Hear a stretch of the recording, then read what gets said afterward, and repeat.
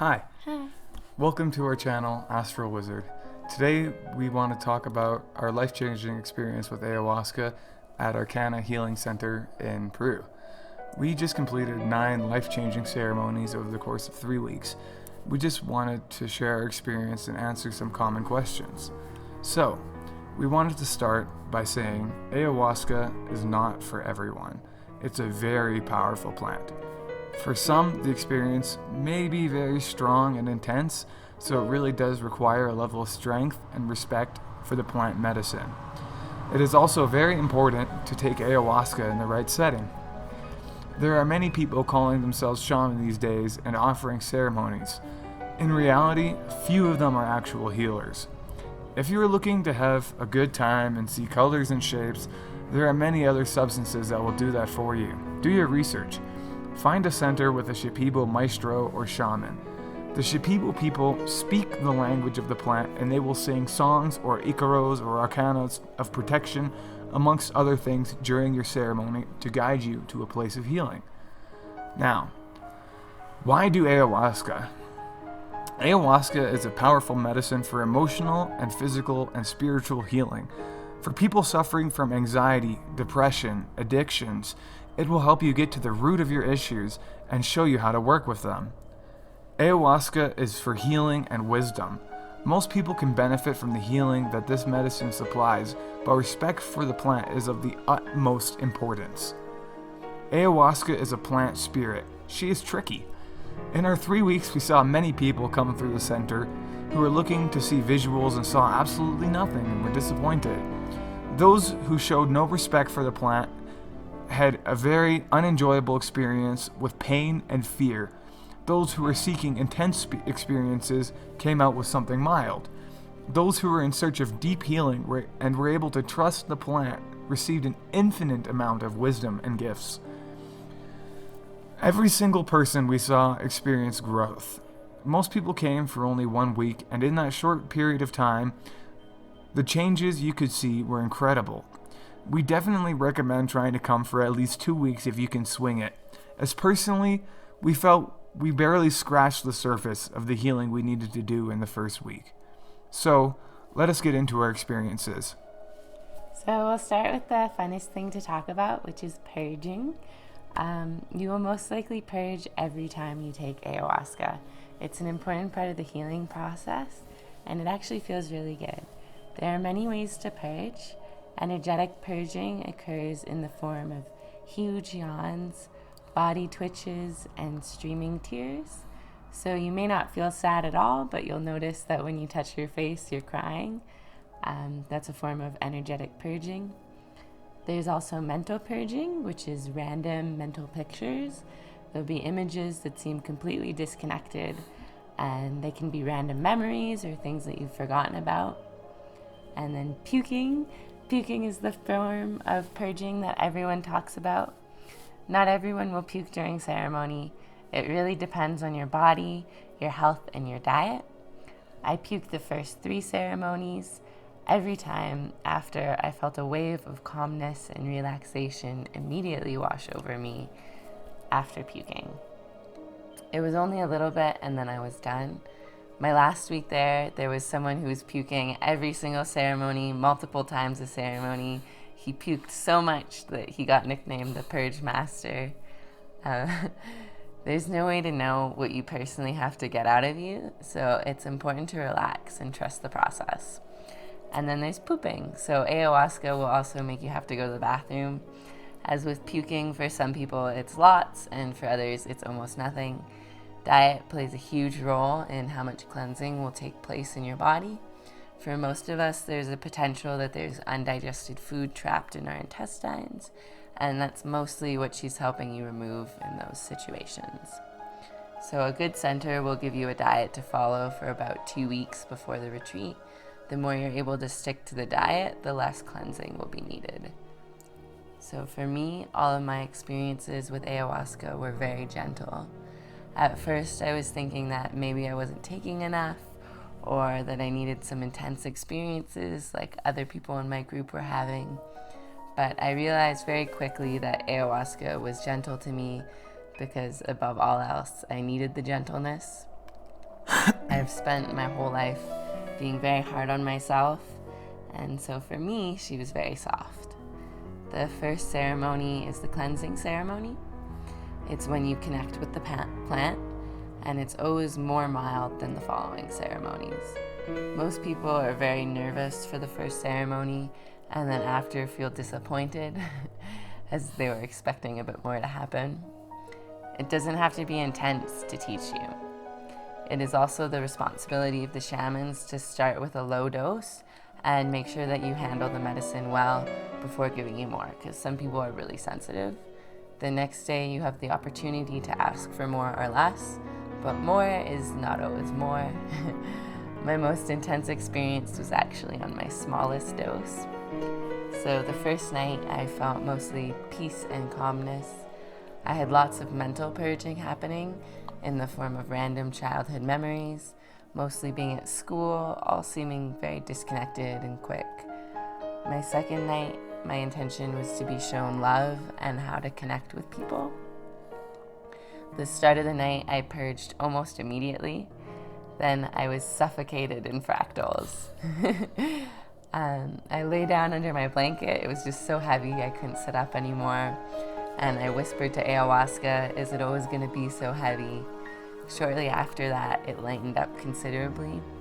I then was able to connect into my heart center, and I felt myself filling up with infinite, unconditional love. I was so full of love that I could feel it overflowing out of my body. I spent most of the night dancing to the Icaros, which are the shaman songs, and whispering to myself, love, love, love. I spent the second half of my night seeing how I could connect more deeply with the people in my life, and it was probably the most beautiful experience of my life. My next two ceremonies were less eventful. I healed some of my sexual woundedness and shame, but I spent most of those two ceremonies worrying about the people I love and how I could help them. I could feel the pain of everyone I cared about, even people I hadn't met. I felt so connected to the suffering of others.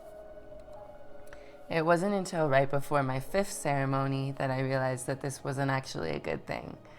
I was there to heal myself, and it seemed that my mind was almost incapable of focusing on my own needs.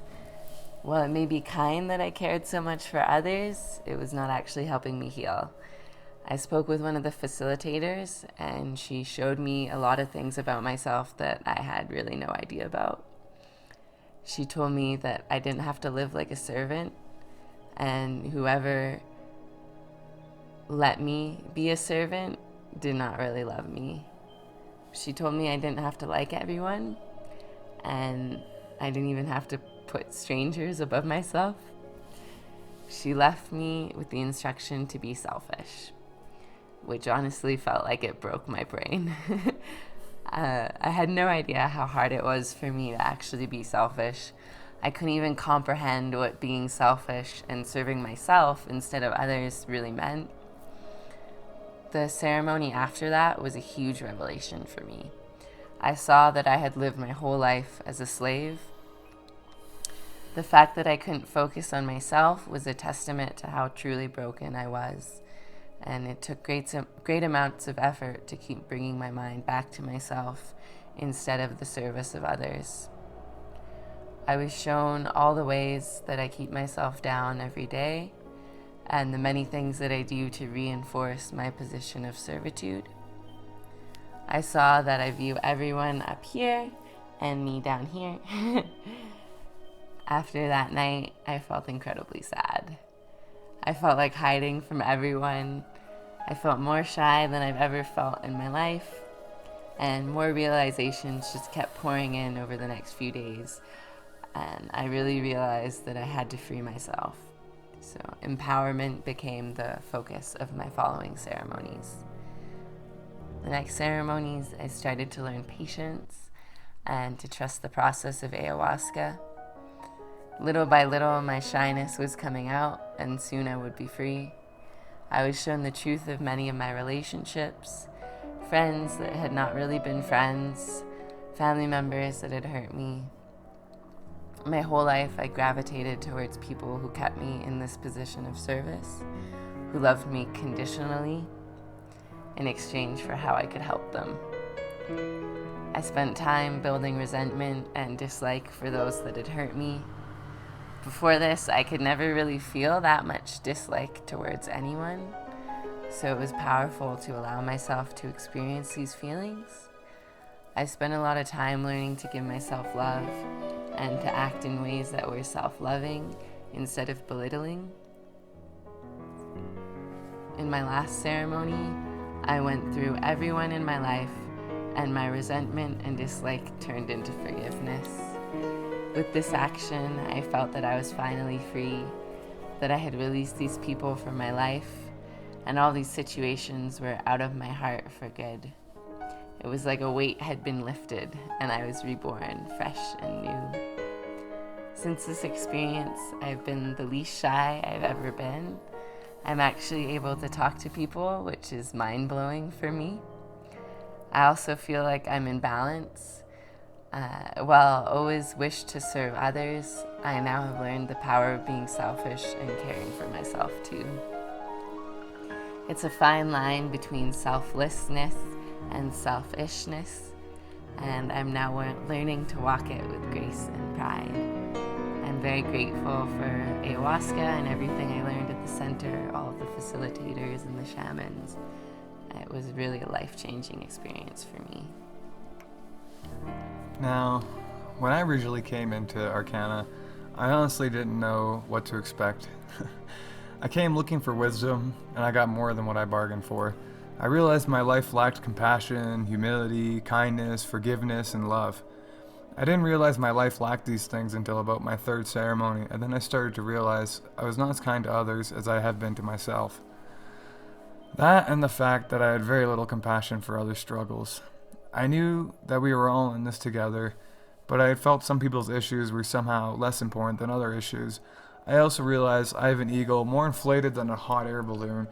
Through realizing the speed of my words is much faster than the speed of my mind, I took a vow of silence for a year that turned into a week because I'm so damn expressive. I'm considering going to a Vipassana retreat to assist in slowing myself down. During one ceremony, I went back into my past and relived all of my past mistakes, forgave myself for each and every one.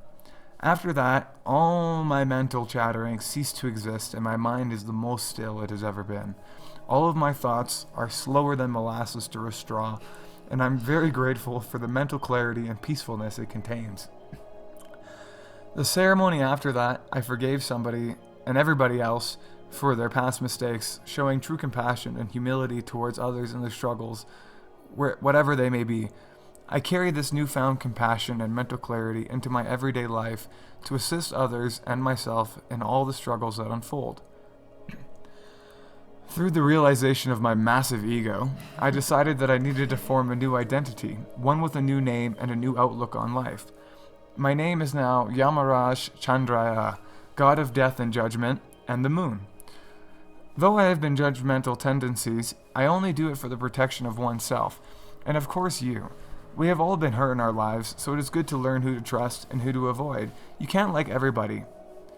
Now, Yamaraj is very compassionate, patient, and forgiving. He does not speak that which is not true, and does not aim to harm any life form. This new ego I have created is a humble ego that allows others to speak their minds and always listens. I have never been more immersed into the eternal present than ever before, for everything from the past to the future is formed in the eternal present moment. I will continue to keep this in my mind as I live my life, forming a great new world for myself and for you, so that all can live in harmony with infinite prosperity, peace, kindness, love, humility, and compassion.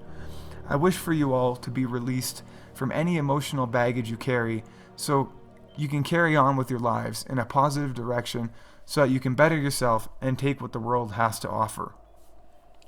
Thank you so much for watching. If you have any questions, put them in the comments below and we'll be happy to answer them for you.